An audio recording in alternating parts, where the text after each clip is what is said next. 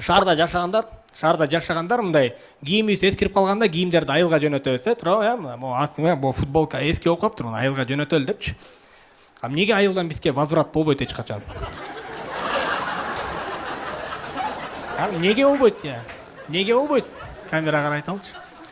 Мисалы үчүн атам могу чо-то кой алжып бараттыр, шаарга жөнөтүп эле. Атам могу картошка чирип бараттыр, могу шаарга жөнөтүп эле депчи. Биз ала бермекпиз да, туурабы туугандар?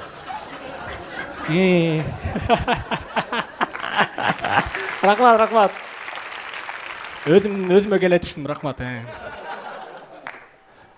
Анан деген мага жана мондай байкелер жакпайт.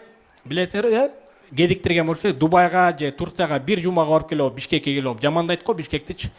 Биз көрсө айылда жашайт турбайбызбы? Бишкек көрсө килеген айыл турбайбы дегендер бар го. Айткым келет, братан, конечно, Ош базарынын түбүндө туруп алып айтып атасың деп.